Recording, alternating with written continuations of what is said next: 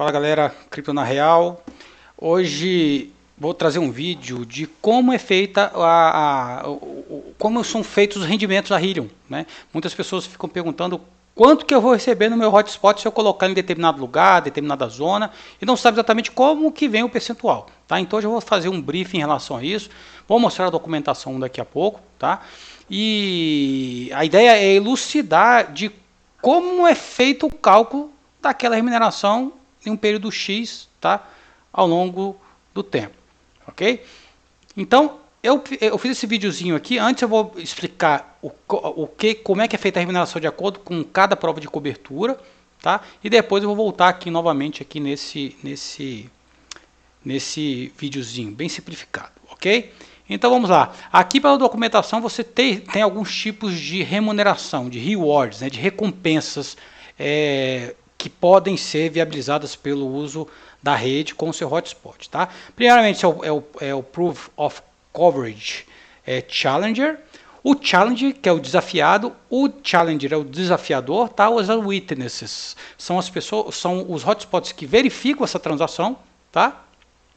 Os Consensus Group, eu não vou colocar no vídeo porque eles recebem hoje 6% em relação a isso, tá? Mas isso com a entrada dos validators, eu ainda vou fazer um vídeo sobre os validators, isso vai acabar, tá? Num futuro próximo. Então, ou seja, não vai ter mais essa remuneração com a remuneração significativa, tá?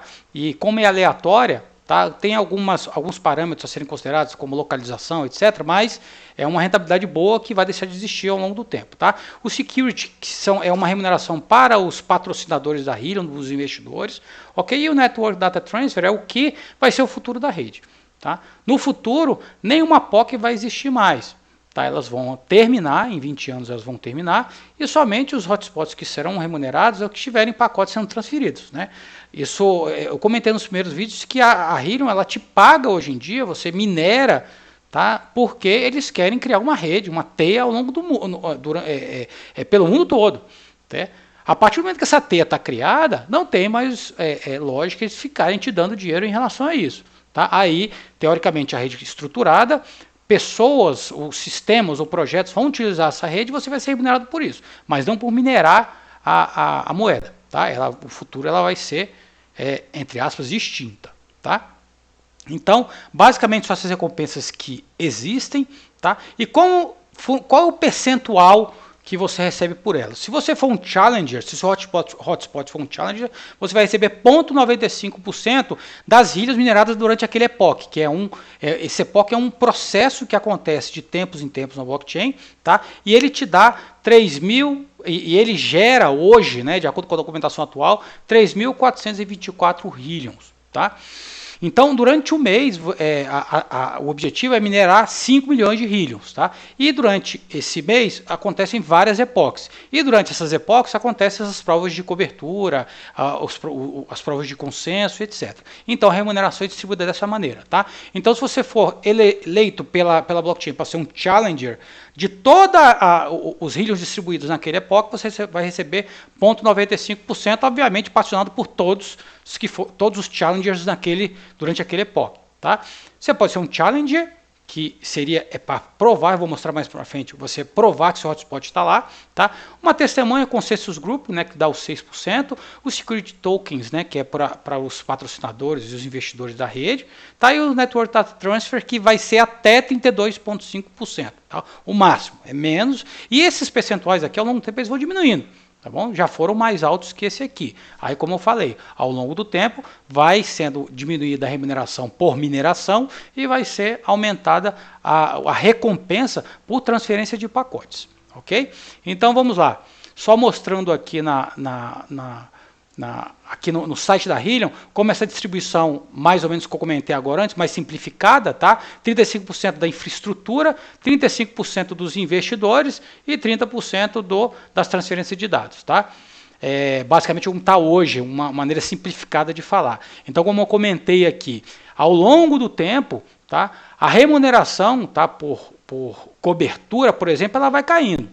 Tá? Nos próximos 20 anos, não vai ter uma distribuição em relação a essas provas de cobertura. Teoricamente, o que eles entendem é que o mundo já vai estar todo cheio de hotspots, então não vai ter mais motivo de você receber mineração por isso. Falando de uma maneira bem simplificada, tá, pessoal? Bem objetiva, para não ficar entrando em termos técnicos. Aqui é mostrar, dar um panorama mais amplo, tá? Uma ideia mais ampla do que como é que funciona a remuneração, e depois tem a documentação aqui para as pessoas que realmente querem esmiuçar. É mais para dar um norte aqui para vocês seguirem, tá bom?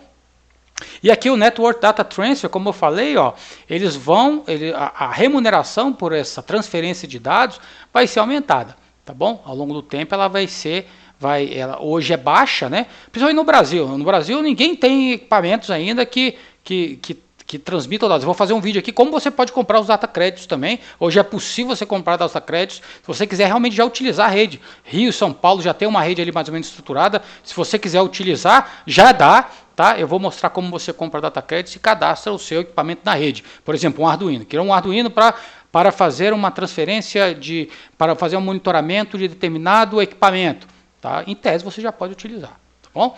Então é isso aqui.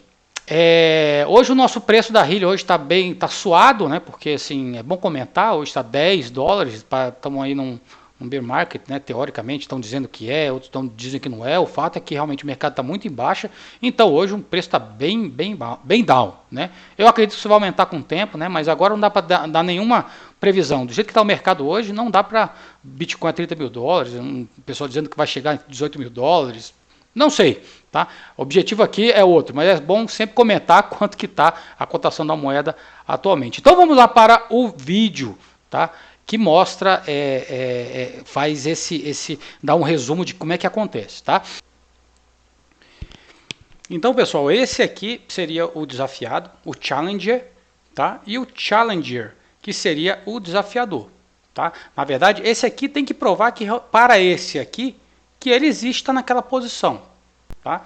Então o que acontece? O blockchain, lembrando, resumindo, o blockchain escolhe aleatoriamente este hotspot, que teoricamente seria o seu, que deveria emitir o sinal, tá?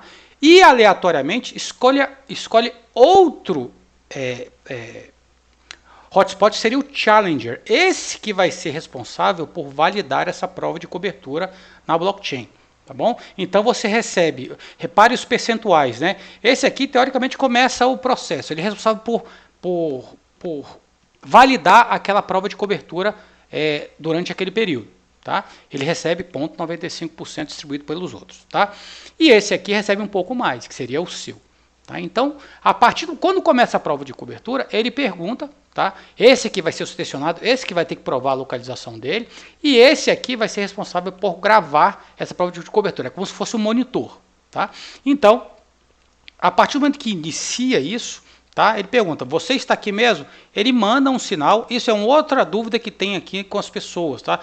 Tem algumas pessoas dizendo que os hotspots se comunicam pela internet. Tudo bem, por aqui, para esse início, tá?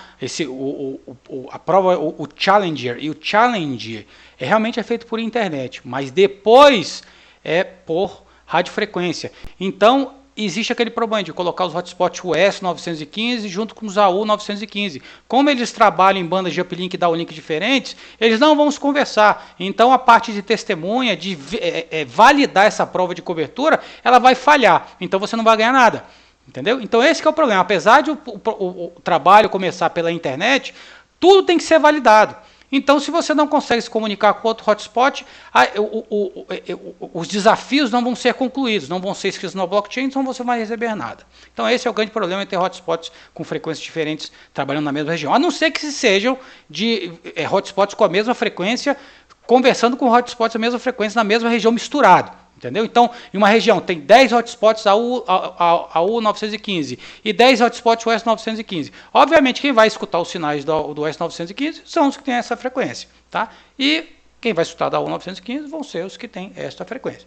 Tá? Então, ou seja, não vai ter uma conversação cruzada. Tá? Então, esse aqui, a partir do momento que ele pergunta se realmente ele existe, ele vai mandar um sinal, tá, para esse hotspot aqui, por exemplo, tá, para ver se ele vai escutar. Ok? Ele vai receber o pacote, tá? E nesse meio do caminho tem uma testemunha.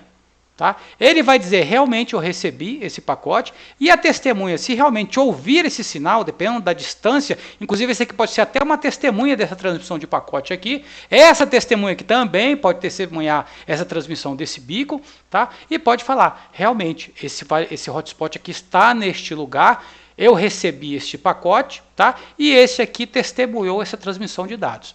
Então, a validação está concluída, ele informa ao challenger, tá, que deu tudo certo, tá, e ele vai lá e grava no blockchain essa prova de cobertura e é validado e você recebe por isso. Tá? Então aqui tem várias provas de cobertura sendo feitas. E, por exemplo, aqui, essa testemunha aqui pode ser testemunhando essa transmissão, pode até testemunhar essa transmissão que dependendo da distância e dos obstáculos no caminho. Tá? Então é basicamente assim que funciona.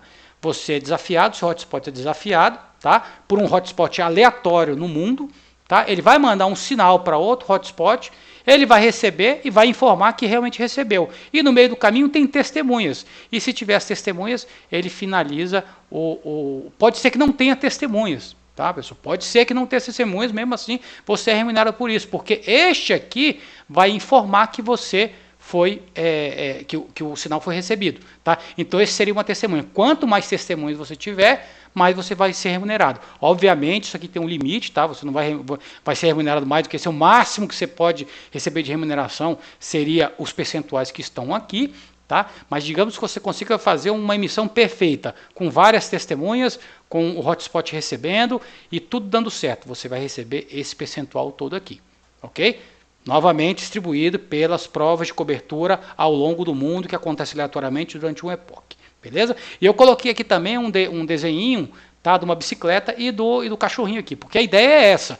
Você vai construir no futuro, até hoje, já existe até aquele Smart Mimic, né, que eles estão vendendo aí, você coloca dentro da bolsa e você sabe onde é que está o seu laptop, a sua bolsa, você está na moto, você está na sua bicicleta, então, ou seja, você vai saber em tempo real onde é que está a sua bicicleta e de uma maneira bem barata. É esse que é o diferencial. Você não vai precisar usar dados de celular, por exemplo, para descobrir a sua bicicleta. Tá? Você basicamente vai instalar um dispositivo pequeno, né, às vezes no futuro microscópico, e ao longo do tempo, quando você estiver andando numa rua, se alguém roubar a sua bicicleta, por exemplo, você vai saber onde a sua bicicleta está, porque ela vai se comunicar por radiofrequência na rede Helium, e a rede Helium vai te mostrar a posição exata daquela bicicleta em tempo real. É esse o objetivo. Seu cachorro também, perdeu o cachorro está em algum lugar aí e você não sabe. Se ele tiver um emissor de radiofrequência, tá, que você compra os data credits para utilizar na rede, tá? Nada de graça, você tem que comprar os data credits, eu vou comentar mais à frente sobre como é que você compra esses data credits,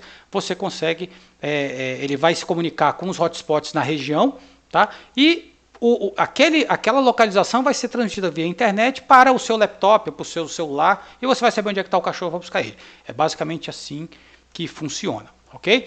Eu espero ter elucidado essas dúvidas em relação a como é que você recebe a remuneração por isso, tá? E depois, no futuro, a gente pode fazer para não ficar muito longo, para fazer um exemplo real de como é que funciona isso. A gente pega somente, tem alguns hotspots que estão se comunicando entre eles, você vai ver que vai ter remuneração por isso, não vai ser a remuneração integral porque não tem testemunha no meio. Entendeu? A partir do momento que você consegue várias testemunhas, consegue colocar num lugar muito alto a sua antena e consegue explodir o seu sinal para mais hotspots, você vai receber mais por isso. Entendeu? Então, é basicamente assim que funciona.